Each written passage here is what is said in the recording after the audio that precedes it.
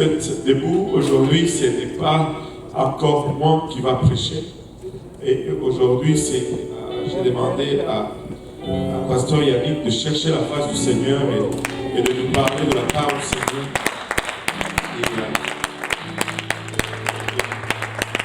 Le Pasteur Yannick est un de ceux-là que si tu veux le suivre, il faut que tu attaches ta ceinture. Parce que pour lui, tout doit être fait hier.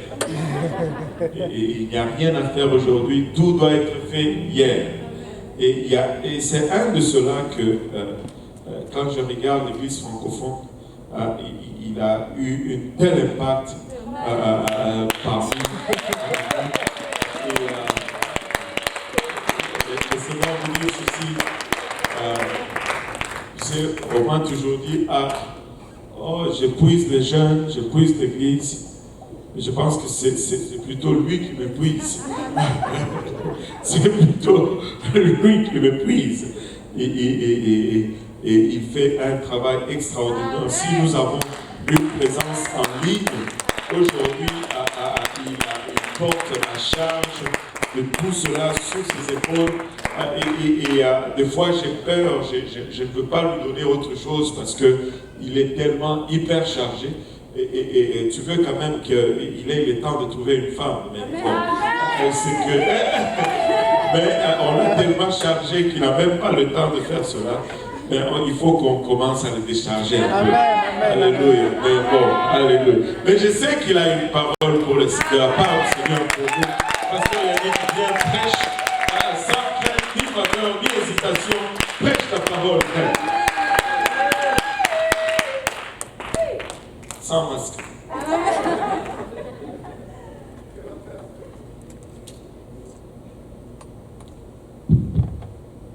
Amen. Amen. Désolé, apparemment il y a des micros personnalisés à cause du Covid. Voilà, Dieu. Merci beaucoup, pasteur. Ce mardi, je prêchais au Schlager. J'ai raconté une histoire qui m'est revenue, qui m'a beaucoup touché cette semaine. Je me suis rappelé quand je me suis baptisé. C'était un samedi. J'essaie de retrouver la date depuis aussi. Je pense que c'était autour de septembre comme ça, 2009. Il y a environ 10 ans. Amen. Plus de 10 ans. Ce qui se passait, c'est que je luttais avec ça depuis. Et quand le Seigneur m'a convaincu avec la prédication du pasteur Graham, du pasteur Kaozi, j'ai décidé de le faire un samedi parce que j'avais déjà mis au Seigneur, si tu ne bloques pas ça, tu ne bloques pas ça, tu ne bloques pas ça, je vais me faire baptiser. Amen. Et le Seigneur n'a pas bloqué ça, il n'a pas bloqué ça, il n'a pas bloqué ça. J'ai dit, ok Seigneur, je vais faire ce qu'on a prévu. Donc j'arrive pour voir le pasteur Kaozi à la réunion de prière. Le pasteur Graham dit, il faut aller le baptiser. Le pasteur Kaozi me voit et dit, tu es Camerounais? Je dis oui. Je dis, comment tu sais? Il regarde mon maillot, j'avais encore le maillot de Camerounais et tout fils. Je mets les stars de soccer. Maintenant ma star c'est Jésus. Amen. Donc, et ça m'a fait beaucoup penser au pasteur. On monte alors, je me fais baptiser. Je rentre dans les eaux du baptême. Je vous dis, j'étais un ancien pécheur. Un grand pécheur. Je ne sais pas si on peut dire un mammifère pécheur ou un méga pécheur. Et je me rappelais, toi, comment ça ressortir. Et une chose que je racontais au Schlager ce mardi, c'est que quand je suis sorti de l'eau, j'avais l'impression que c'était passé. Je n'arrêtais pas de dire, Seigneur, pardonne-moi. Tu sais, je commençais à ressentir toutes ces choses que j'ai faites, toutes ces erreurs. Mais le pasteur Kaozi a dit une chose qui m'a consolé, parce qu'il y avait beaucoup de gens qui priaient pour moi, les frères de l'église, frères Tafari, beaucoup de gens. Je ne voulais pas sortir de l'eau, je voulais juste qu'il me pardonne avant que je me sorte. Le pasteur a dit, il t'a déjà pardonné, ne t'en fais pas. Et je ne sais pas, c'est quand il m'a dit ça, c'est difficile. Tu sais, des fois dans le spirituel, il y a comme un transfert. Il y a quelque chose qui s'est passé en moi, et puis j'ai senti comme je tirais un peu de son fardeau. J'ai senti comme s'il y a quelque chose que je devais faire pour vraiment être pardonné. Amen. C'est à peu près par rapport à ça que je vais prêcher. Et je vous dis, je regardais le pasteur, je voyais comment il faisait, comment il finissait à minuit. J'ai raconté à plusieurs. Je voyais comment sa femme supportait beaucoup. Et écoutez, je me suis dit, Seigneur, je ne peux pas faire moins que ça. Tu ne peux pas faire moins que ton pasteur. Amen. Regarde ton voisin, tu ne peux pas faire moins que ton pasteur. Bon, maintenant, dis-lui aussi, il faut maintenant le terme de voir. Tu ne dois pas faire moins que ton pasteur. Donc, il m'a transmis ce fardeau, il m'a transmis cette peine pour les âmes. Il m'a transmis cette envie de vivre pour Jésus. Au point là où vous avez vu, c'est devenu compliqué pour moi de m'asseoir et de dire, Yannick, il faut que tu penses au futur. Mais ça sent bien. Amen. Regardez-moi en prière. Intercédez. Donc là, je vais cogner une pierre avec lui. Je vais me m'abaisser un peu. Mais bon, en attendant, lisons le verset d'aujourd'hui. 1 Corinthiens, chapitre 3, versets 1 à 3.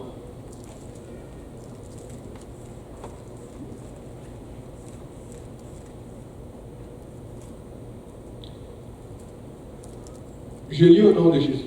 Pour moi, frère, ce n'est pas comme à des hommes spirituels que j'ai pu vous parler, mais comme à des hommes charnels, comme à des enfants en Christ. Je vous ai donné du lait, non de la nourriture solide, car vous ne pouviez pas la supporter, et vous ne le pouvez même pas à présent, parce que vous êtes charnels. En effet, puisqu'il y a parmi vous de la jalousie et des disputes, n'êtes-vous pas charnels? Et ne marchez-vous pas selon l'homme? Toujours pour continuer avec ce que je racontais sur le baptême, une chose que je remercie toujours le Seigneur pour cela, c'est que après le pasteur Kaozi ne m'a pas lâché. Étude biblique sur étude biblique. Il se rappelle le samedi, et quand c'était passé avec le frère Achille, le pasteur Lionel, on allait tomber chez lui à n'importe quelle heure. Et comme toujours, c'est la seule journée qui allait le supporter. Et vous savez, il y a des choses, il y a un dessin, il y a un pacte, il y a une façon de faire dans le Seigneur, que si tu fais ça, ça va marcher. Mais quand tu commences à mettre des choses dans ta tête, tu te dis que ça va marcher, tu tombes à côté. Tu dois suivre l'homme de Dieu que Dieu a mis dans ta vie. Si tu suis aveuglement, même s'il y a des erreurs, Dieu va te récupérer, il va t'amener là où il faut que tu sois. Amen. Donc vraiment, le Seigneur m'a mis à cœur de prêcher là-dessus. On va parler vraiment des effets spirituels de la nourriture solide. Si le pasteur Kaozi peut prier. Prions tous ensemble.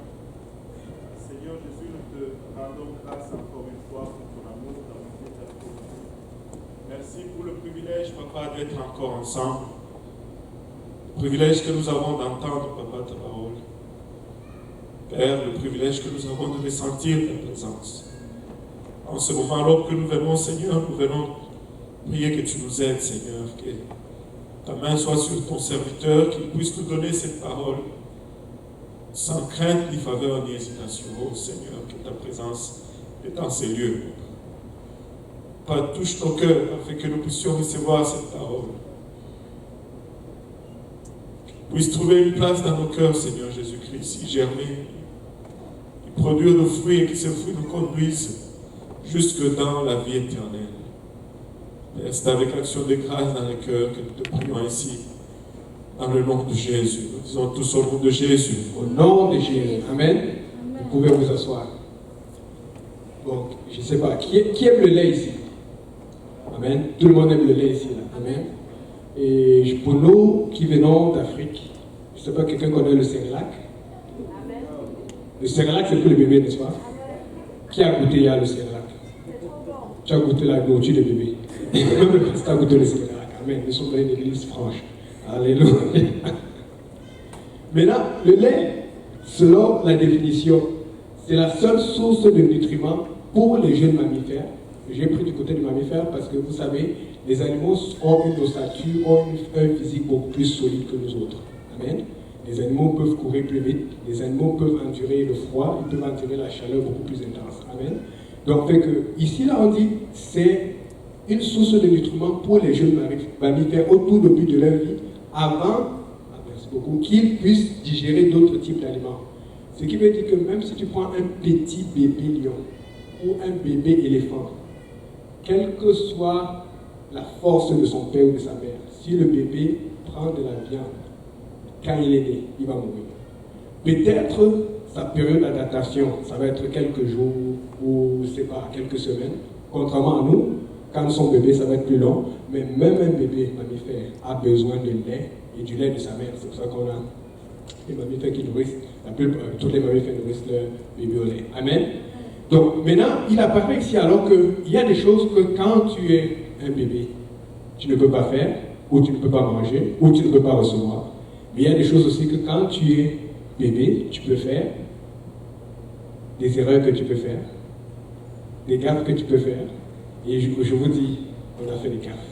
Des fois, le pasteur vient ici, il raconte pour Achille, parce qu'Achille avait souvent la voiture. Il avait une petite voiture qu'il aimait beaucoup, la voiture verte du pasteur Kaouzé. Aïe, aïe. Il a cogné la voiture. On est toujours là. Mais je me suis rappelé une autre gaffe que moi j'avais fait. Et c'est un peu ce que je vais apporter dans ce message, c'est que les gens ont tellement peur de faire des gaffes qu'ils finissent par ne rien faire. Tu dois travailler pour Dieu. Et quand tu travailles pour Dieu, tu vas faire des erreurs. Si tu travailles pour ne pas faire des erreurs, tu es à côté. Un jour, on a toujours organisé nos activités, chilling, musique et tout. Vous voyez souvent, je mets les vieilles vidéos sur Facebook. Vous avez vu la sœur ainsi, les sœurs, comment c'était jeunes. Et puis, je n'avais pas de voiture assez grande pour prendre tout le monde. Je ne savais pas quoi faire. Je suis allé voir le pasteur, j'ai dit, pasteur, il faut sauver les âmes. Vous savez, tu vas voir le pasteur Jacques, tu as dit qu'il faut que tu me donnes la voiture, tu n'as pas le choix. On a bossé sa voiture. Vous connaissez la voiture grise du pasteur, la vanne, l'ancienne vanne. Ah, j'ai conduit la voiture. Même frère, je n'ai pas conduit ça comme moi. J'ai conduit la voiture. Donc, après avoir payé le droit du pasteur, il nous donne la voiture. Et là, il fallait ramener les gens. Et les gens sont venus plus nombreux qu'on pensait. On était beaucoup dans la voiture. On n'a pas tout dit au pasteur. On a bâché la voiture. Je ne sais plus qui était là. Je sais que la sœur Agnès était là. Je sais que la sœur Aurélie était là. Je ne sais pas si Viviane Gentil était là. Mais je sais que tout était là. Et puis, avec la fatigue, et comme il était tard, et comme on n'était pas sage, il fallait que moi j'avais travaillé le matin. Et en ce moment, ce qui se passe, c'est que j'avais pris des vacances au travail pour pouvoir faire des déménagements, pour faire un peu plus d'argent, parce que j'avais encore des contrats de déménagement. Donc, je ne savais pas utiliser mon énergie. Je voulais tout faire. Donc, fait que, manque d'attention, petit endormement, j'ai cogné là-bas, j'ai cassé le côté de la voiture, je vous dis. Oh Seigneur. Mais on a été protégés par le Seigneur, on n'a pas eu de problème, on a changé la roue et tout et tout. Je vous dis, je voyais le pasteur, il dit, ouais, comment je vais encore compter son pasteur. Mais si vous savez le nombre d'âmes qu'on a amené en faisant ce genre d'activité, en amenant les gens, en leur montrant qu'on peut passer du temps dans le Seigneur, c'est pour vous dire qu'il y a des erreurs que tu as fait que tu ne connais pas. Mais si tu as peur de travailler à cause de l'erreur, tu vas passer à côté de quelque chose. Parce que Dieu veut t'apprendre alors que tu fais des erreurs. Dieu veut que tu sois humble pour reconnaître tes fautes. Amen. Et c'est comme ça qu'on a bossé, c'est ce que la voiture ne pouvait plus supporter. Et le Seigneur a venu le pasteur, il a acheté notre voiture. Mais là, à ce moment, le Seigneur nous avait déjà venu, on avait plus de moyens pour avoir plus de voitures. Gloire à Dieu, une chance. Donc, maintenant, quand j'apporte cette histoire, je voulais encore insister sur le fait que nous sommes tous chrétiens, amen. Et étant chrétiens, nous sommes appelés à faire quelque chose. Mais il faut qu'on définisse, c'est d'abord quoi un chrétien au lait. Parce qu'il y a une différence entre un chrétien qui est au lait, qui est nouveau-né. C'est pour ça qu'on dit nouveau-né, parce que quand un bébé est nouveau-né, on s'attend à ce qu'il grandisse. On est content quand le bébé est né. On est content, oh le petit bébé, on le carre, on met les couches. Mais est-ce que tu n'as pas remarqué que quand le bébé est né, tu as déjà commencé à économiser en banque pour la pension, pour les études? C'est-à-dire que quand le bébé est né, tu as déjà prévu que dans 15 ans, il faut qu'il ait tel diplôme. Tu as déjà prévu que dans tel âge, il faut qu'il ait une maison ou qu'il se marie. Ce qui veut dire que bien qu'il soit nouveau-né, tes attentes ne sont pas au moment où il est nouveau-né. Toi, tu fais tout pour qu'il vive et qu'il grandisse, mais tes vraies attentes sont plus loin. Nous avons Dieu. Dans son royaume, nous sommes des nouveau-nés. Et ses attentes ne sont pas maintenant. Mais il va prendre soin de nous. Mais ses attentes sont plus loin. Regarde comment tu dis, ça se passe au niveau de la nourriture solide. Donc, là maintenant, un chrétien au lait, c'est quelqu'un qui a obéi à acte de travail. Je suis vraiment désolé parce que jusqu'à aujourd'hui, ça crée des problèmes parmi beaucoup de gens, ça crée parmi beaucoup d'églises. Acte de travail, c'est-à-dire que tu as été repenti, tu te détournes de tes péchés et tu vas vers le Seigneur. Tu mangeais des mauvaises choses, tu arrêtes de manger des mauvaises choses. Tu mentais, tu arrêtes de mentir. Tu volais, tu arrêtes de voler. Tu trichais, tu arrêtes de tricher. Tu commettais la fornication, tu arrêtes de commettre la fornication, etc. Et puis après, tu te fais baptiser par immersion au nom de Jésus pour le pardon de tes péchés. C'est clair. Après, tu vas recevoir le Saint-Esprit avec l'évidence de parler en d'autres langues. C'est clair. Je sais qu'il y a beaucoup de débats sur Facebook et partout. Et quand tu dis ça, les gens se fâchent et disent, ok, moi je vais aller voir le pasteur Tsunami qui ne prêche pas sur le baptême de Jésus ou pasteur Castelou. Je ne sais pas. Faites ce que vous voulez. Mais nous, on sait que la Bible dit que le salut, c'est par le baptême. attraper le nom de Jésus-Christ et le baptême du Saint-Esprit. Amen. Vous avez des pasteurs qui sont populaires, non, on ne cherche pas la popularité, on cherche la popularité de Jésus. Amen. Et on va prêcher le nom de Jésus-Christ. Donc, maintenant que nous avons réglé le cas de la naissance au lait, amen, je voulais donner quelques points ici que Paul nous donne qui affectent notre croissance. Parce que c'est ce que le diable a utilisé pour que nous ne grandissions pas. Et puis si on peut identifier ces choses que le diable utilise pour que nous ne grandissions pas, on va pouvoir les voir venir à l'avance et on va pouvoir prier et les éviter et pouvoir grandir et être beaucoup plus efficace que l'œuvre de Dieu que Dieu a mis dans notre vie. Amen. Parce que c'est ça la volonté de Dieu, que nous grandissions et que nous soyons plus grands. Amen. Donc, on va lire 1 Corinthiens 3, verset 3. On va juste relire la dernière partie de notre lecture de tout à l'heure. Je lis au nom de Jésus. En effet, puisqu'il y a parmi vous de la jalousie et des disputes, n'êtes-vous pas charnel? N'êtes-vous pas selon l'homme? Moi, je ne sais pas. Moi, je n'aime pas qu'on me dise que je suis charnel. Si tu es charnel, tu n'es pas spirituel. Parce qu'il y a des gens qui m'utilisent les deux mots et disent je suis charnico spirituel. Il n'y a pas ça. C'est pas comme quand tu as deux nationalités. Je suis canado-romain, canado-camerounais. Non, il n'y a pas charnico spirituel. Il n'y a pas entre-milieu. Amen. Désolé, si tu es charnel, tu es charnel. Amen. Et donc, fait que maintenant, voilà ce qu'il a identifié qui est lié directement à la carnalité. Il a dit il y a de la jalousie et des disputes. Moi, je sais que dans cette église, on n'a pas de jalousie et de disputes. Amen. Donc, il parle des autres églises. Donc, regardons voir ce qui empêche les autres églises de grandir. Pour qu'elles puissent grandir comme nous avons grandi. Amen. Donc, je suis allé regarder dans le dictionnaire. J'ai dit, essayons de définir la jalousie selon, on connaît dans le monde, parce que des fois dans la Bible, quand on voit la jalousie, des fois tu dis tu passes vite, alors qu'on a bien dit que c'est la jalousie. Amen. Quand tu vois la dispute, on passe vite, alors qu'on a bien dit que c'est la dispute le problème. Donc regardons quel est ce problème dans les autres églises. Donc, maintenant, la jalousie, c'est le dépit que l'on a de ne pas détenir ou de posséder ce qu'un autre obtient ou possède. Ils disent, par exemple, comme la richesse.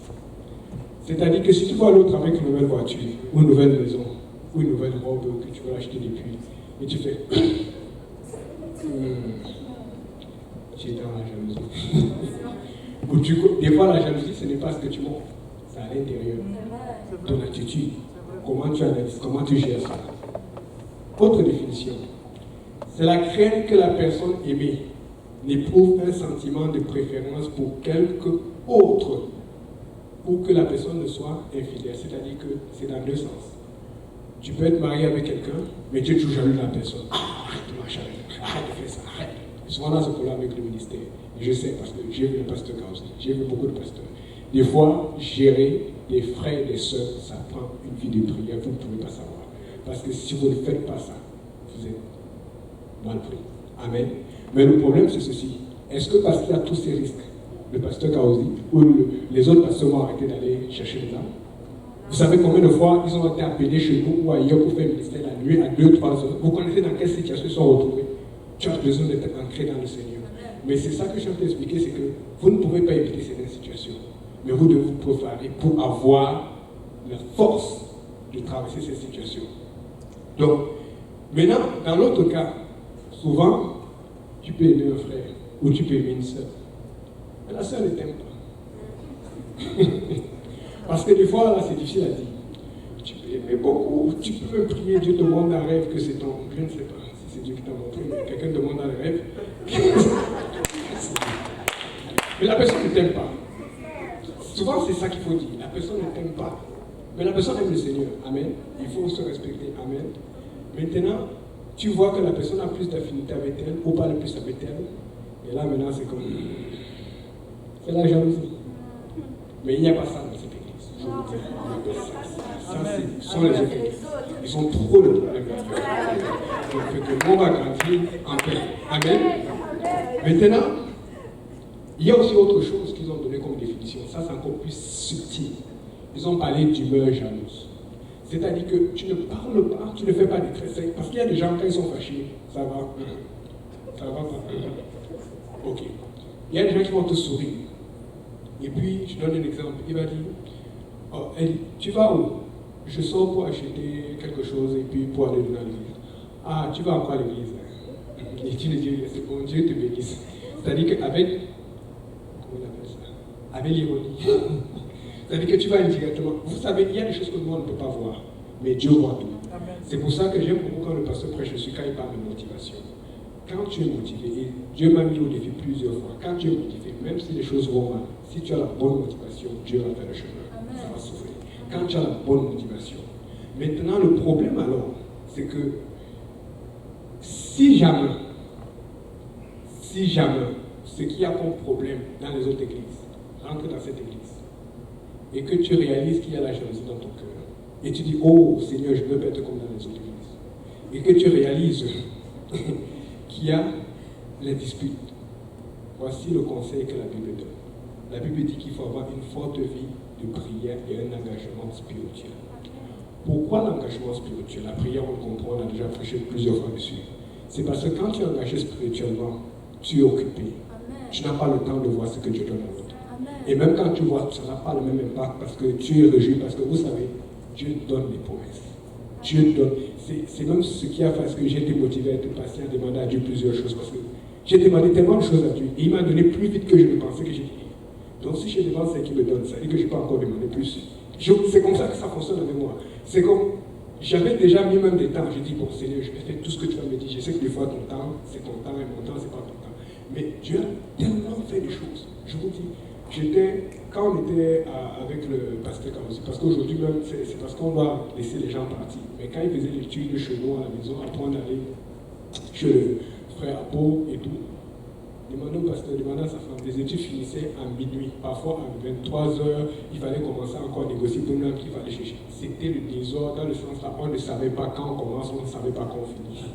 Quand on commence, pourquoi? Parce que soit il y avait des accidents, soit il y avait l'embouteillage, donc fait que le pasteur pouvait arriver à 18h chez Apo ou chez moi pour l'étude, et puis on dit, pasteur, non, on arrivait encore avec d'autres. Donc il devait répéter ce qu'il a commencé à enseigner. Vous ne savez pas combien d'heures ont été sacrifiées là sur nous.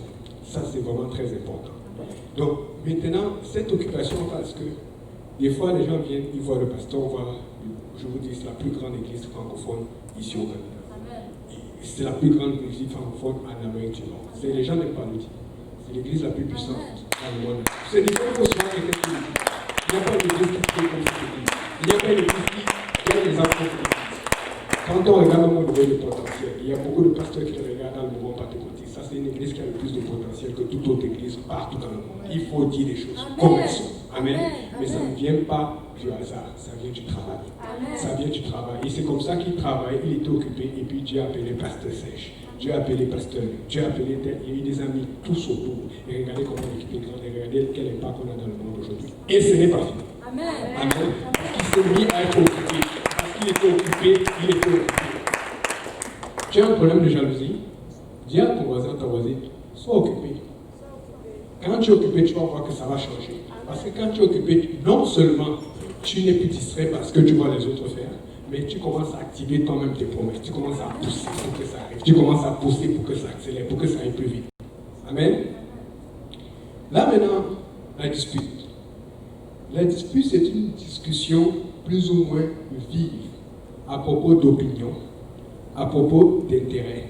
C'est une altercation violente dans d'autres cas. Dans d'autres cas, c'est une querelle. Dans d'autres cas, c'est soit un débat public. On n'a pas ce problème ici. Là. On ne se discute pas. On ne se querelle pas. On ne fait pas des débats publics. Il y a des choses, quand ça arrive à l'église, tu viens. On m'a dit que le pasteur ou telle chose a dit ça. Est-ce que tu peux confirmer l'information parce que je dois faire quelque chose? Et je confirme. Non, on n'y va là au prier. Non, confirme. Je dois savoir pour savoir quoi prier au Seigneur. Amen. Et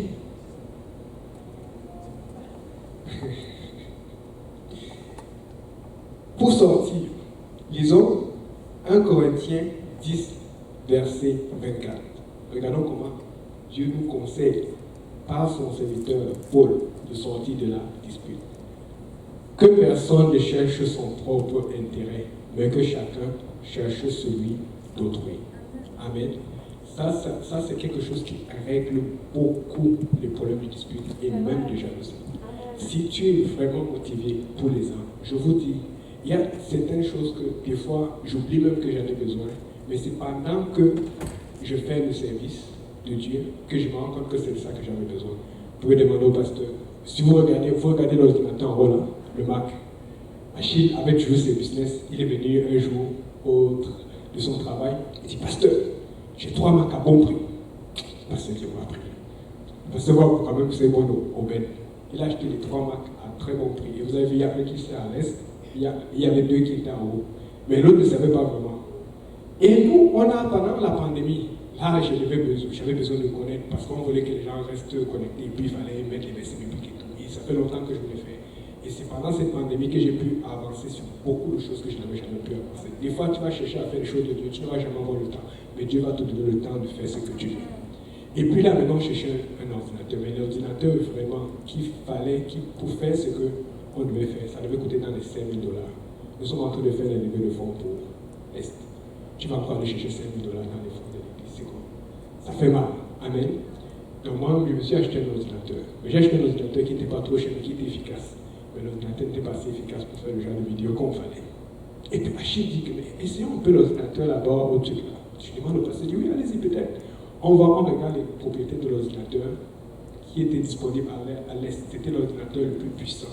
Et c'était ce ordinateur qui avait exactement le processeur. Et même les ordinateurs nouveaux que Mac fait, ça n'a pas la vitesse de ce processeur parce qu'il change. Pour pouvoir avoir cette vitesse de processeur, il faut commander, personnaliser la commande. Parce qu'il faisait ça avant. Vous voyez comment Dieu fait les choses. Et puis, on avait un problème. La solution était dans le bureau en haut de l'Est. La solution était là-bas depuis, mais nous, on ne savait pas. Ça fait des années qu'il avait acheté, le pasteur a acheté ses ordinateurs. On ne savait pas que la solution allait venir pendant la pandémie. Occupe-toi, regarde comment tu dis, occupe-toi dans les affaires de Dieu. Amen. Maintenant, lisons aussi Philippiens 2, verset 4.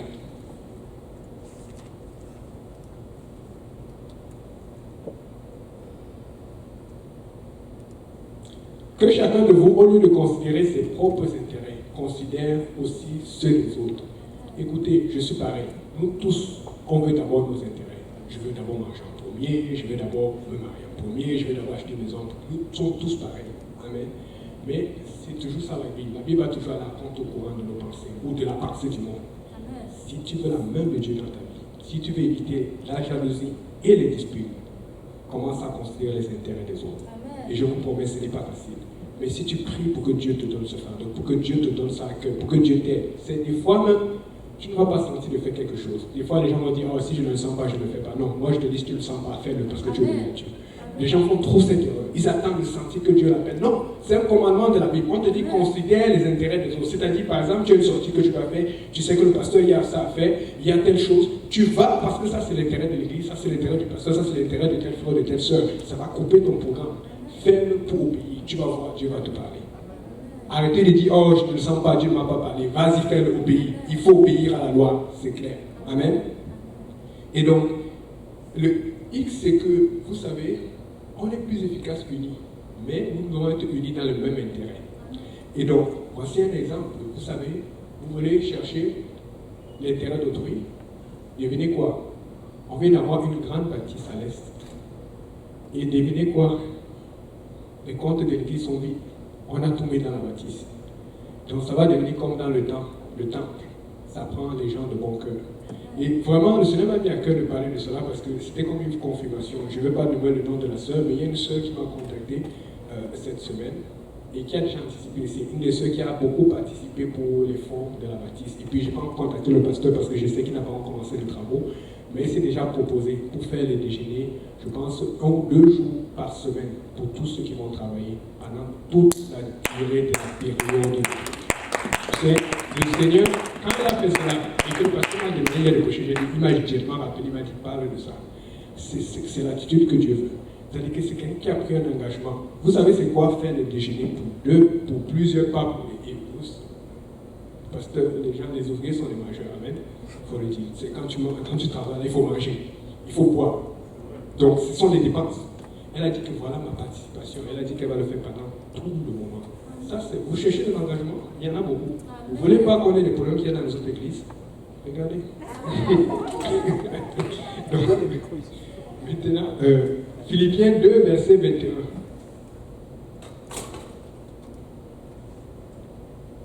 en effet, cherchent leur propre intérêt et non ceux de Jésus-Christ.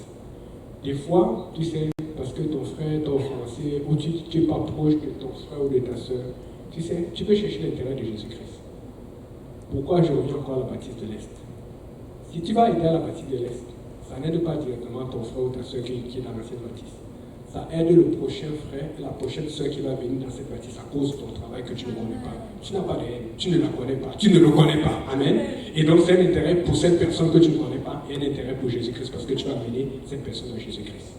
Vous voulez un intérêt? Je vous dis, ça c'est quelque chose. Et Dieu sait comment Dieu sait pourquoi il a permis que la baptiste de l'Est ne soit pas vendue. Parce qu'il veut que ce soit comme au temps d'Israël, comme au temps du temple, que les gens qui soient là travaillent. Dieu veut voir l'effort. Dieu n'a pas de problème d'argent. Il veut voir l'effort. Il veut voir les gens participer. Amen. Et donc, lisons un peu Esdras 3, versets 10 à 13.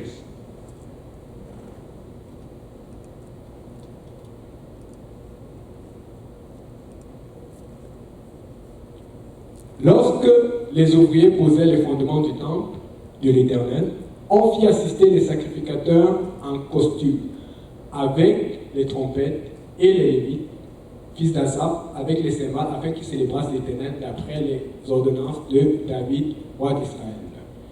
Ils chantaient, célébrant et louant l'Éternel par ses paroles, car il est bon quand sa miséricorde durera toujours pour Israël. Et le peuple poussait de grands cris de joie en célébrant l'Éternel parce qu'on posait les fondements de la maison de l'Éternel.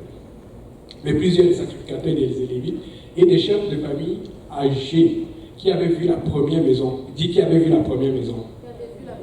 Parce que, vous savez, Dieu va toujours permettre cela. Parmi nous, les gens qui étaient dans la première baptiste sur Sherbrooke, c'était un truc qu'on louait. Je sais qu'il y a le frère Montombo, il y a le pasteur, il y a le frère Stéphane, le pasteur Abou, il y a beaucoup d'entre nous. Mais il y a beaucoup d'entre vous qui êtes nouveaux, qui n'avaient jamais vu ça. Il y a d'autres qui étaient encore très petits. Amen. Donc il y a des gens, je vous dis, on a vu le Seigneur faire. Quand le pasteur nous parlait, des fois on regardait, surtout avec le pasteur Abou, avec frère Abou. Vous savez, on ne disait rien, on dit ok, on fait cela. Parce que ça prend la foi. Mais quand il a fait cela, devinez quoi? Des fois aussi, quand je commence à dire Dieu m'a dit de faire ça, les gens me disent je suis fou. Parce que ça prend de suivre quelqu'un. Amen. Il y a une vision qui est là-dedans. Suivez la vision. Et aidez pour que la vision se réalise. Vous allez voir, la foi va être contagieuse. La foi va venir vous et Dieu va vous donner une direction pour vous-même. Amen. Et donc, je continue de lire. Sur les yeux, beaucoup faisaient éclater leur joie. Et d'autres pleuraient. En sorte qu'on ne pouvait distinguer le bruit des cris de joie avec le bruit des pleurs parmi le peuple. Car le peuple posait de grands cris, dont le son s'entendait au loin. Maintenant, la joie était tellement grande à cause de ce que Dieu est en train de faire. Ils n'avaient pas fini de construire. Ils venaient de poser les fondements. Et quand ils ont posé, plusieurs se sont rappelés, on a déjà fait ça sur la rue Sherbrooke. Je crois que c'était 85 quelque chose. On a déjà fait ça. On a une bâtisse maintenant sur Hochelaga. Et nous sommes en train de faire ça sur la rue Beaubien. Je veux dire à quelqu'un que, écoute, tu peux participer. Comme ça, quand on va poser les fondements de la prochaine bâtisse, tu vas te rappeler que tu avais participé à la bâtisse précédente. Ça prend ta participation. Ça prend ton effort parce que Dieu veut gagner des âmes. Dieu veut gagner Montréal. On veut appeler Montréal ville de Dieu au nom de Jésus. Amen. Dieu veut changer cela. Lisons Hébreux 5, versets 11 à 14.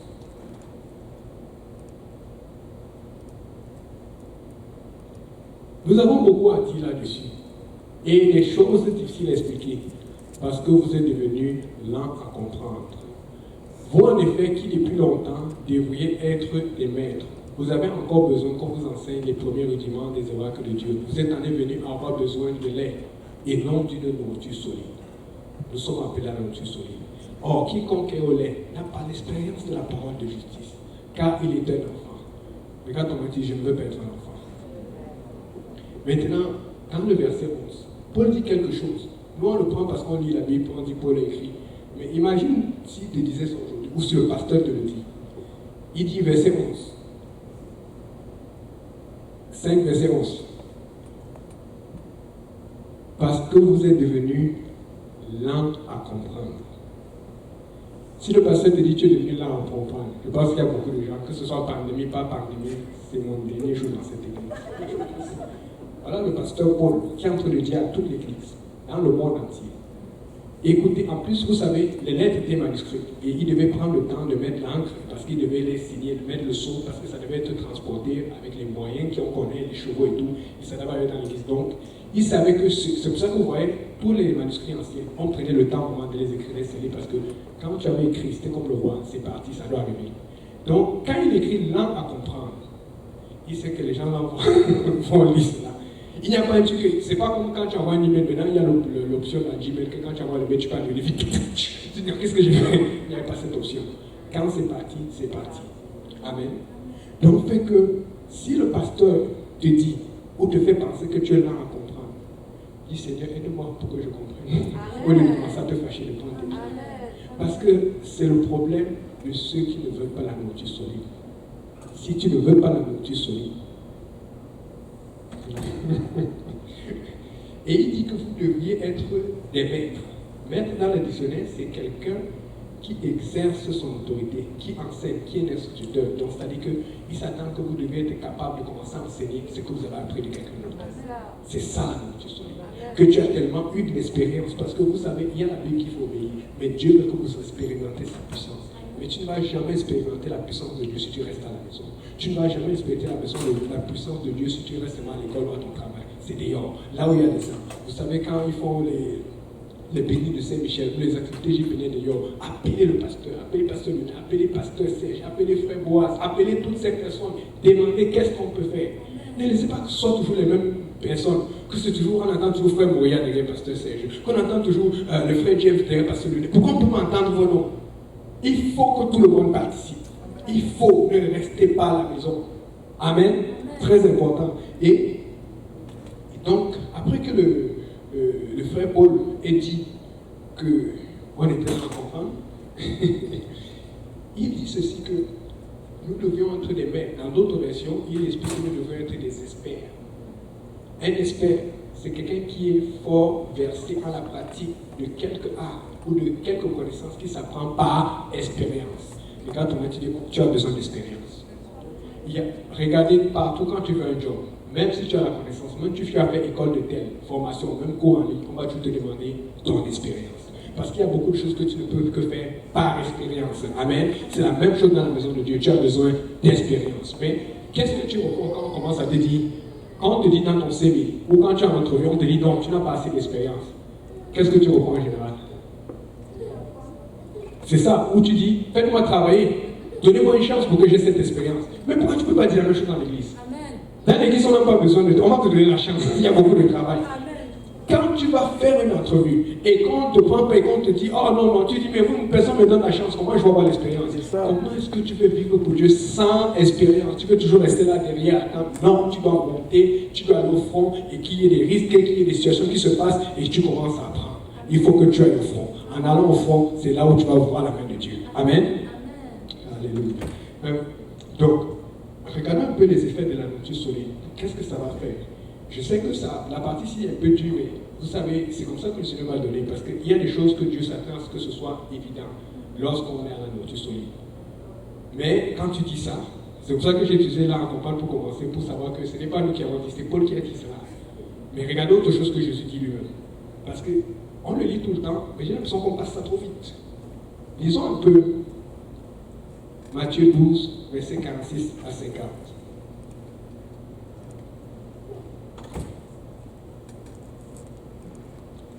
Comme Jésus s'adressait encore à la foule, voici sa mère et ses frères étaient au dehors, cherchaient à lui parler.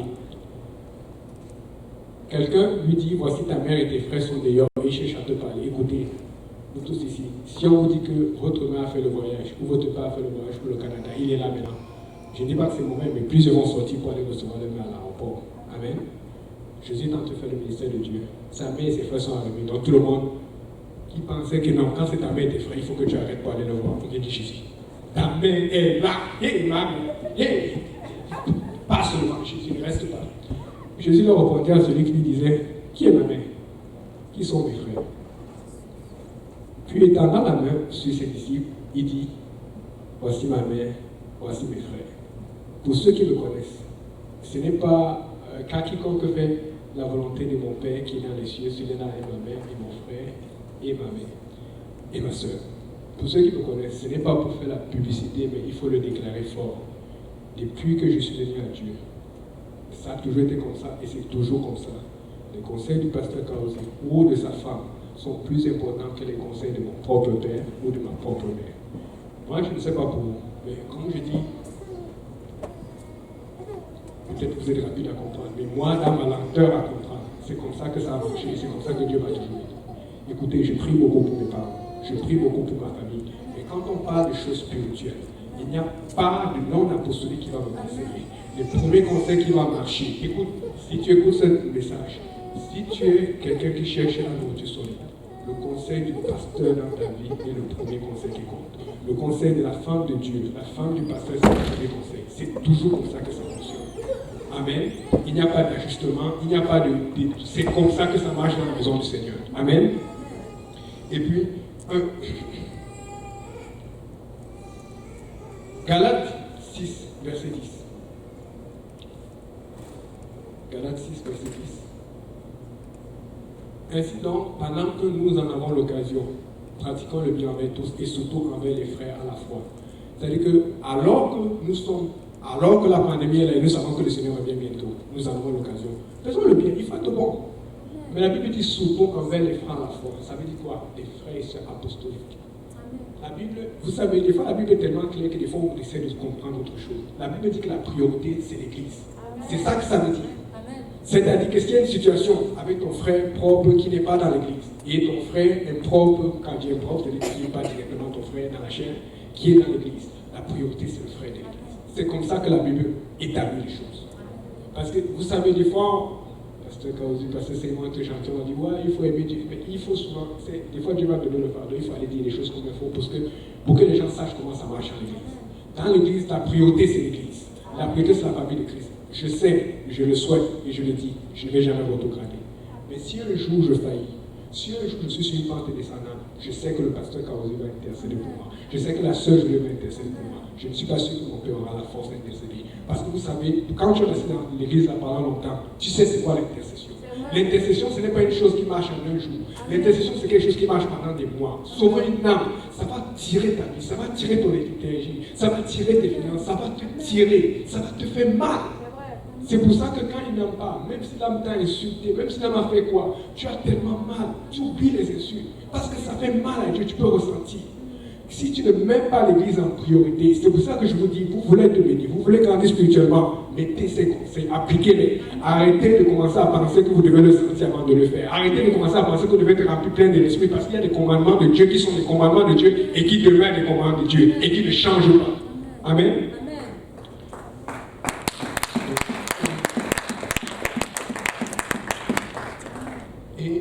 Juste quand je regarde le monde d'aujourd'hui, c'est vraiment, ça fait peur. Parce qu'il y a des gens, quand ils sont dans l'autre côté, ils ne niaisent pas. Je ne sais pas, vous avez vu certaines publicités maintenant de Céline Dion.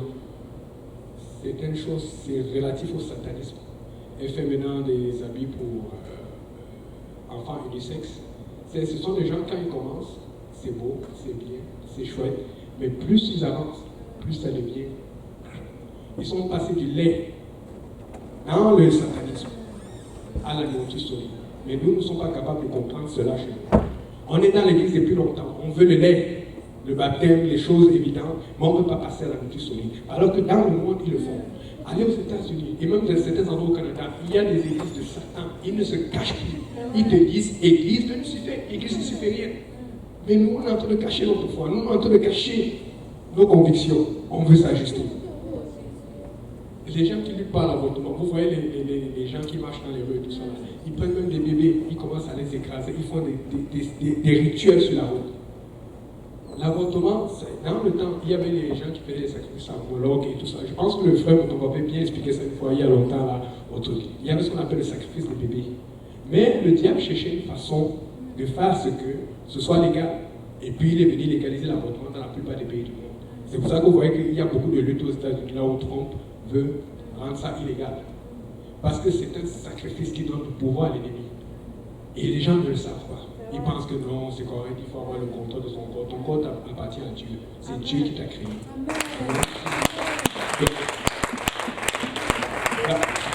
La pédophilie, vous allez voir les publicités aujourd'hui avec les enfants Vous avez vu qu'on a plusieurs lois, on fait que descendre l'âge de consentement. D'autres c'est 15, d'autres c'est 14 ans. Si on est passé de 15 à 14, et dans la plupart des pays c'est 14 maintenant, qu'est-ce qui va empêcher qu'il passe à 13? Qu'est-ce qui va empêcher dans 2 ans qu'il passe à 12? Parce qu'ils ont dit qu'on était déjà à 1 an. C'est juste un ajustement. Des fois ils vont enlever mois après mois. Ça c'est de la pédophilie légalisée. Moi je ne sais pas si vous avez vu, regardez comment les gens, je ne sais pas si vous avez entendu l'histoire de Martin Carpentier, les 2 enfants qui ont été tués. Je ne sais pas comment quelqu'un peut avoir le code, comme on dit en anglais, le courage de tuer, de charcuter des enfants. Mais vous savez quoi? Il y a beaucoup de gens qui le font. Il y a d'autres qui s'est caché, on découvre plus tard. Chaque année, parce qu'il y a des gens pour la gloire, pour la réussite, qui vont faire des sacrifices d'enfants. Une autre genre de truc de la moche, il y a une femme qui a poignardé son enfant, sa fille. C'est quoi cette affaire? Pourquoi on dit aux gens d'être à la notice pour commencer à intercéder pour nos proches? Je racontais encore l'histoire de Johnny à mon étude hier, comment une fois, c'était Johnny ou c'était Yo-Yo, c'était David qui devait tomber. Comment une fois il était sur le bord de tomber, et puis je ne sais pas, c'est la sœur Jolie qui est descendue, et elle entendait une voix, elle ne savait pas qui c'était, on était sûr que c'est un ange. Et elle est arrivée juste au moment pour s'assurer que l'enfant ne tombe pas. Ce sont des choses qui arrivent quand tu as la nourriture solide, quand tu es dans la maison de Dieu. Ce sont des peines que nous n'avons pas, ce sont des peines que Dieu ne permet pas dans son Église, parce que Dieu sait que son Église prie et intercède. Nous devons être à la nourriture solide. Regarde, Mathieu, tu dois être à la nourriture solide. Amen. Ok, donc maintenant, nous avons aussi quelque chose de familier. Regardez un peu quelqu'un qui avait reçu la nourriture solide, qui suivait Jésus, mais qu'on ne parle pas souvent beaucoup dans la Bible. Lisons Jean 18, verset 15.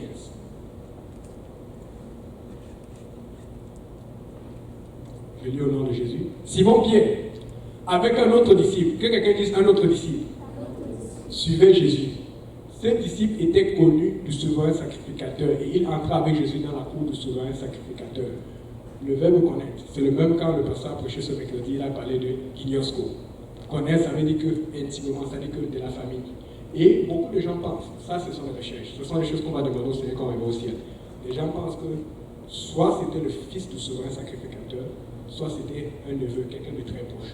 Parce qu'il était, on dit connu, le verbe connu qu'on voit là, ça montre que c'était quelqu'un de très proche. Ça veut dire que Jésus avait gagné quelqu'un dans la maison, même le souverain sacrificateur. Si Dieu te gagne, c'est parce que tu as une ouverture quelque part, tu trouves une porte quelque part. La Bible dit que, la suite, mais Pierre resta dehors près de la porte. Pourquoi Pierre reste dehors près de la porte? Parce qu'on ne le connaît pas, il ne peut pas rentrer. Mais l'autre disciple, parce qu'il est connu, on le sait qui c'est. Sûrement, on a essayé de le casser. Arrête de faire ça, arrête de le suivre, il a dit jamais. Mais comme c'est quelqu'un de la famille, on dit ok, rentre. Parce que c'était chez lui. Tu ne sais pas pourquoi Dieu t'a sauvé. Si tu sors, tu ne sais pas où Dieu va t'amener. Parce qu'il y a des portes ouvertes que toi seul peux aller. Amen. Et puis, l'autre disciple qui était connu sur le sacrificateur sorti, parla à la portière et fit entrer. Ça dit qu'il connaissait même la portière. Il connaissait toute la maison. C'est pour ça que beaucoup de gens pensent que c'était même le fils du souverain sacrificateur. Moi, on n'en parle pas beaucoup parce que sûrement les scribes allaient lutter contre ces écrits. Parce que vous savez que les scribes avaient le contrôle des manuscrits et puis de la... Et il y avait beaucoup de pharisiens dedans, donc fait que peut-être c'est une des raisons, mais ce sont toujours des recherches qu'on est en train de faire. Maintenant, quand il parle à la portière, une autre raison, c'est parce que la raison pour laquelle il y avait une portière, c'est parce que vous connaissez les hommes. Si tu mets un homme à la porte, si tu apportes une bonne bouteille de vin ou de l'argent, il y a la corruption. Et quand tu regardes la Bible, les manuscrits anciens, tu vois que le terme portière, c'est écrit jeune fille. On a pris une fille qui connaissait tout le monde. Parce que tu ne vas pas la voir. Et si elle voyait quelqu'un qui n'est pas là-dedans, elle allait te chercher. Ou elle allait voir les soldats et puis elle allait te mettre dehors. Parce que n'importe qui n'entrait pas dans la cour de souverain sacrificateur. Amen. Et donc, il a fallu qu'on aille négocier. C'est-à-dire que Jésus, alors qu'il savait qu'il devait aller là, il avait prévu que Pierre doit rentrer. Mais comme il avait prévu que Pierre doit entrer, il avait déjà gagné quelqu'un dans la cour. Peut-être Dieu t'a gagné aujourd'hui parce qu'il a prévu qu'il doit entrer quelque part dans ton pays, au Cameroun, au Congo, en Zimbabwe, n'importe où. Il y a un endroit où l'Esprit du Seigneur va aller travailler à cause de toi. Mais parce que tu attends, parce que tu gardes de l'air, parce que tu es là à comprendre, Dieu dit, ok, on va encore attendre pour qu'il arrive loin, pour qu'elle arrive loin, là où je l'appelle, là où je l'attends. Et juste le verset 17 du chapitre 18 toujours. Alors la servante, la portière dit à Pierre, toi aussi n'es-tu pas disciple de cet homme? Il dit, je n'en suis point. Ça veut dire qu'elle avait reconnu. Elle a dit, mais je ne t'ai pas vu avec. Amen. On l'a fait entrer, mais la fille était. Elle savait. Tu ne pouvais pas lui passer vite. Amen. Et donc maintenant, on va finir avec. On va venir en musique, si on peut. On va lire maintenant pour finir. Jean 21, verset 2 à 13. Ça va être une longue lecture. Jean 21, verset 2 jusqu'à 13. Je veux vous montrer ce que Jésus a fait alors que les disciples étaient déjà en train de revenir à leurs anciennes passions. Alors qu'ils avaient déjà oublié la nourriture solide, ils étaient déjà revenus au lait. Et c'est ce que Jésus, j'espère, qu'il va faire pour toi aujourd'hui, pour t'appeler. Amen. Pour que si tu es nouveau converti, tu regardes le processus normal, ce à quoi Dieu s'attend. Mais si tu es un ancien converti, tu te rappelles que est-ce que tu es vraiment la nourriture solide ou est-ce que tu es au lait? Ou est-ce que tu es avec le Seigneur? Regardez. La Bible dit ceci. Simon-Pierre, Thomas, appelé Didi, ça fait 2. Nathaniel, ça fait 3. En Galilée, les fils de Zébédée, ça fait 4, 5, parce qu'il y avait 2 fils de Zébédée, et 2 autres disciples, ça fait 7. C'est au moins 7 personnes qui s'ennuyaient, qui ne faisaient rien. Le matin étant venu, Jésus se trouva, il dit qu'ils allaient pêcher. Tu peux remettre le 3 d'abord, s'il te plaît. Simon-Pierre lui dit, je vais pêcher. Il lui dit, nous allons aussi avec toi. C'est ça, cet effet que Simon-Pierre avait. Peut-être tu as un côté leader, tu as un côté où tu avais déjà, mais Dieu veut que tu les amènes à Dieu. Amen. Et il sortit et montait dans une barque, et cette nuit-là, il ne prit rien. Nada. Niet. Le matin étant venu, Jésus se trouva sur le rivage, mais les disciples ne savaient pas que c'était Jésus. Jésus leur dit, enfant, n'avez-vous rien à manger? Il lui répondit, non. Il leur dit, jetez le filet du côté droit de la barque et vous trouverez. Il le jetait donc et il ne pouvait plus retirer à cause de la grande quantité des poissons. Il faut comprendre ici, c'est que Jésus sait là où se trouve la bénédiction. Jésus sait là où se trouve la richesse. Mais le problème c'est ceci, est-ce que la richesse que tu cherches, c'est ce que Dieu veut pour toi? Parce que beaucoup de gens qui ont cherché la richesse sont hors de l'église aujourd'hui. D'autres sont morts, d'autres sont allés loin. C'est pour ça que la Bible dit que cherchez premièrement les royaumes des cieux et la justice. La Bible dit pas seulement le royaume, ça dit le royaume et la justice. Et toutes choses nous seront données par-dessus tout. Parce que toi, tu es sûr que tu vas contrôler si on te donne cette voiture, si on te donne cette maison. Mais tu ne sais pas ce que Dieu sait au sujet des attaques que le diable peut faire contre toi. Comment il peut changer la situation et te mettre dans un contexte difficile. J'ai l'impression que je ne peux pas, je dois m'ajuster. C'est pour ça qu'il faut faire confiance à Dieu. C'est pour ça qu'il faut suivre l'exemple de nos leaders.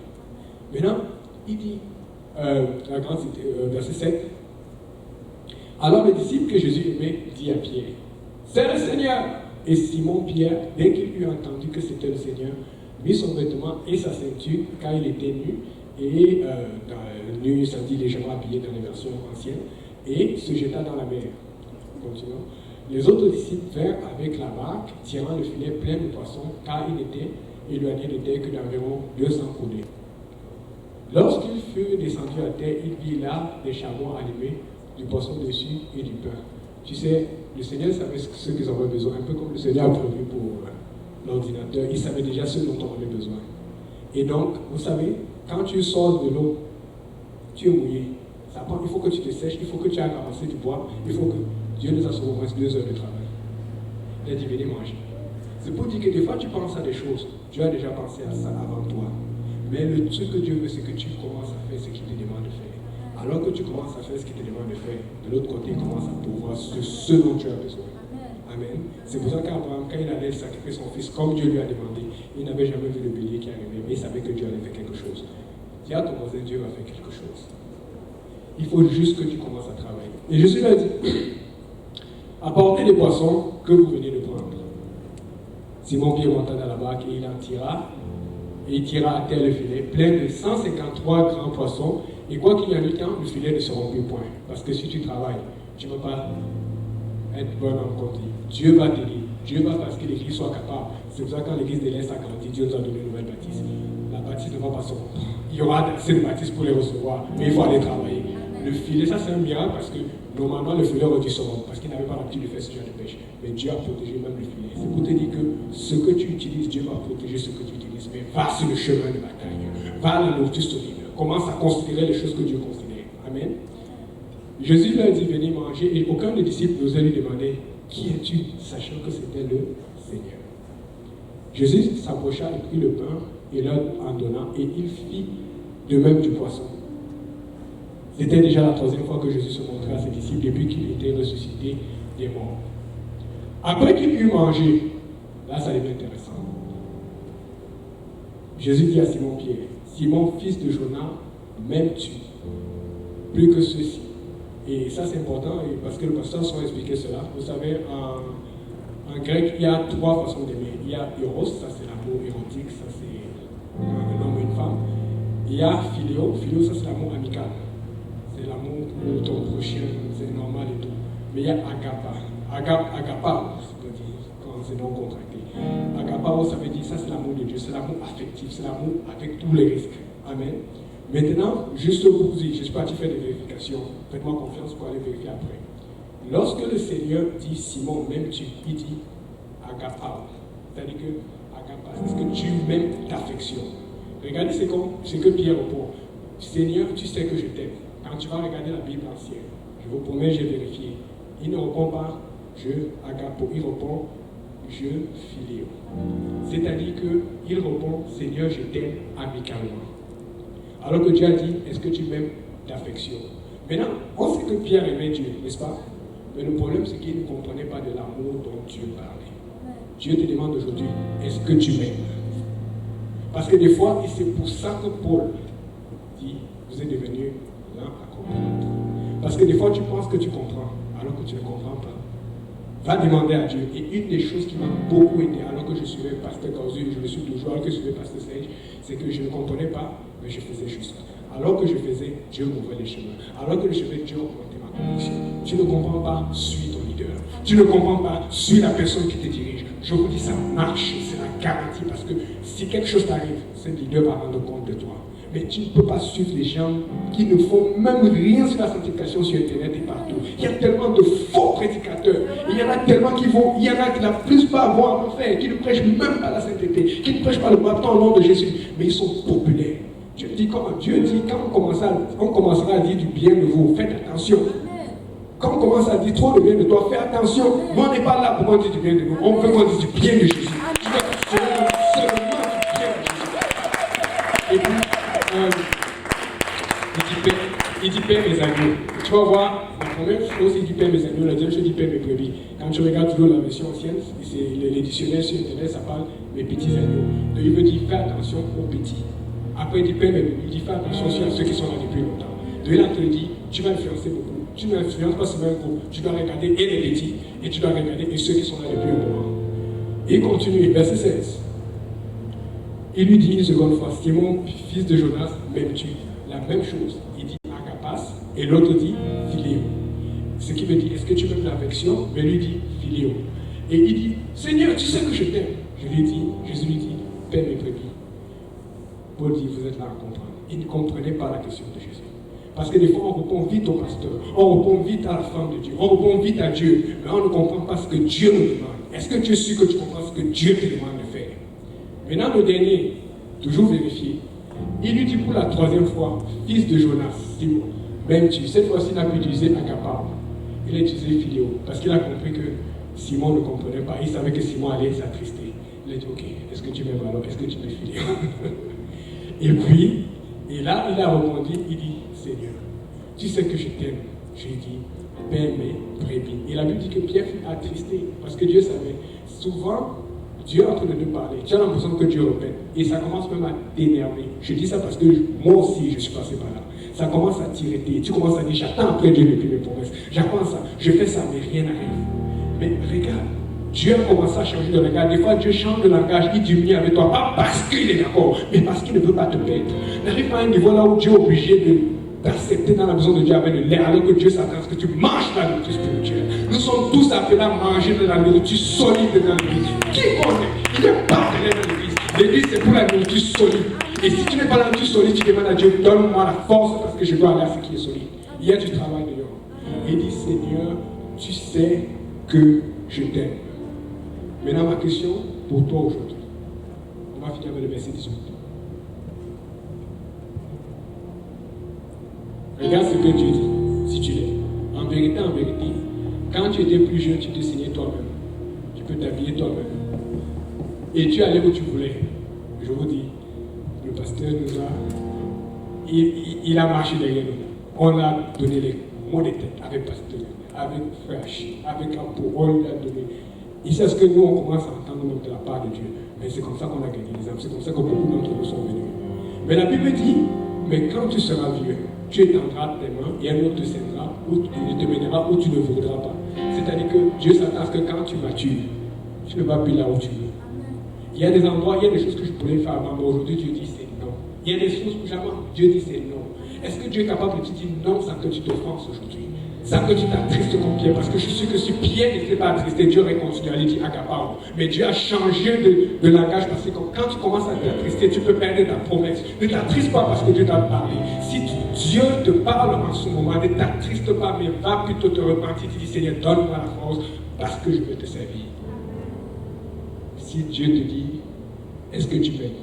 Comment est-ce que tu vas réagir aujourd'hui? Que Dieu vous bénisse.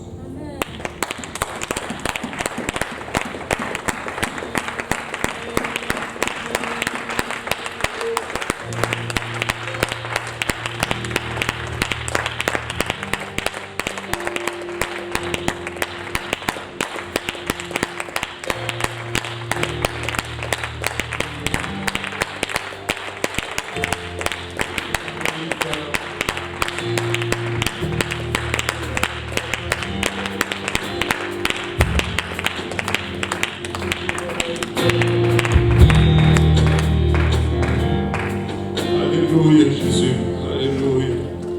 Gloire au nom de Jésus. Je sais que le pasteur Yannick m'a transporté loin dans les souvenirs, dans les moments. Oui, vous savez, on peut sentir la présence de Dieu en ce moment-ci. Nous pouvons fermer nos yeux pour un moment et juste abandonner nos cœurs vers le Seigneur et lui dire, Seigneur, je vais passer du lait à la viande. Peut-être que tu es en train de manger déjà de la viande. Je pense que tu peux tout simplement dire au Seigneur, Seigneur, je veux faire mieux que ce que je suis en train de faire pour toi.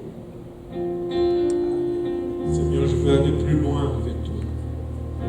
Je veux être à la place où tu m'appelles, à la place où tu m'utilises, Seigneur, sans résistance.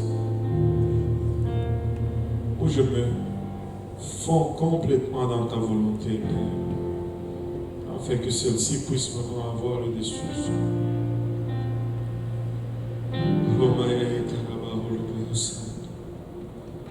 On va prendre un moment pour parler au Seigneur. Alléluia Jésus. Alléluia Seigneur. Toi qui sondes les cœurs, Seigneur. Pas devant toi, rien n'est caché, Seigneur. Tu connais nos forces et tu connais nos faiblesses, Papa. Tu connais nos manquements, Père. Alléluia. Humblement, nous sommes devant toi, Seigneur, considérant déjà juste le fait, Papa, d'être dans ton royaume comme étant un privilège, Seigneur. Et nous voulons plaider, Seigneur Jésus-Christ, que tu nous regardes, Seigneur, au-delà de nos faiblesses, Papa, et que tu nous fortifies, que tu nous utilises, Papa, pour la gloire de ton nom, Seigneur. Ton serviteur a dit, Seigneur, pour la gloire de ton nom et non la gloire de nos noms, Seigneur. Merci pour le privilège de ce que nous avons vécu déjà jusqu'à présent, Seigneur, mais nous refusons d'être satisfaits avec cela, Papa, car nous savons que tu as plus en réserve pour nous. Papa, chaque fille ici présente, chaque fils que tu as en ces lieux, Papa, une opportunité, d'un potentiel, Seigneur. Et nous prions, Seigneur, que tu prennes ce potentiel et que tu l'amènes au maximum, Seigneur. Que tu le transformes et que tu l'utilises pour la gloire de ton nom, Papa. Nous ne connaissons pas tout, Seigneur, mais nous mettons tout entre tes saints bras, Seigneur. Et nous prions vraiment, Seigneur, que par-dessus tout, que ta volonté prime. Ta volonté prime. Aide-nous, Seigneur, à devenir ce que tu nous appelles à devenir, Seigneur.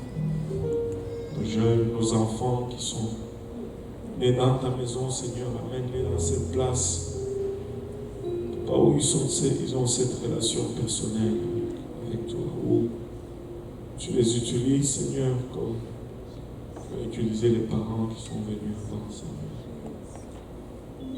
Aide-nous, Seigneur, nous te prions. Nous ne pouvons le faire sans toi, Papa. Nous ne pouvons le faire sans toi, Seigneur.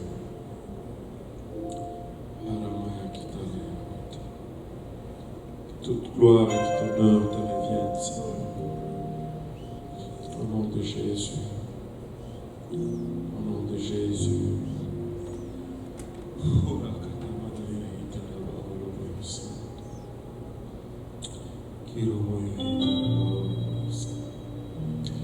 Merci, Pasteur Yannick, de nous défier à manger la nourriture solide, à grandir dans la maison du Seigneur et à être utilisé pour la gloire de son nom.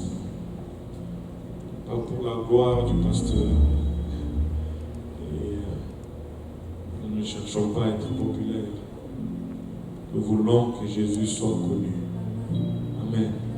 Alléluia. Pouvons-nous battre nos mains pour le Seigneur et exprimer notre amour. Alléluia. Nous refusons d'être distraits. Nous refusons d'être distraits. Alléluia. Nous refusons d'être distraits. Nous choisissons vraiment de suivre le Seigneur. Et laissez-moi vous dire, le Seigneur va faire de grandes choses. Le Seigneur nous prépare à de grandes choses.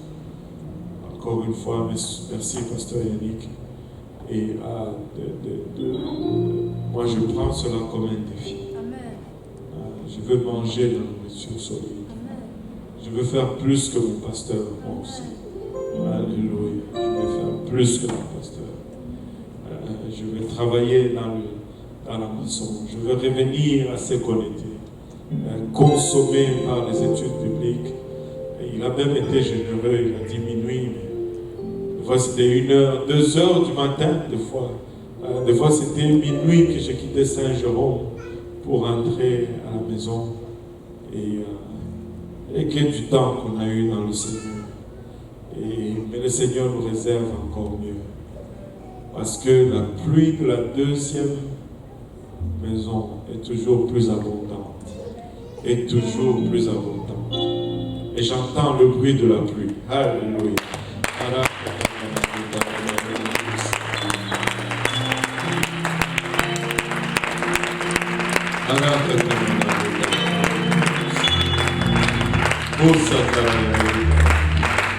Que le Seigneur nous bénisse. Et de nous, rapidement, nous avons 4 minutes pour désinfecter. Pour désinfecter le sanctuaire et les céder au service espagnol. Donc si vous pouvez voir rapidement le frère Valérie et prendre un torchon et une bouteille de spray avant de commencer à faire les conversations. Faisons les désinfectations rapidement et comme ça on cède le sanctuaire au service espagnol en 4 minutes. Amen. Mesdames et messieurs, c'est la fin pour aujourd'hui. Prochaine ce soir, l'église m'appelle de petit, de test,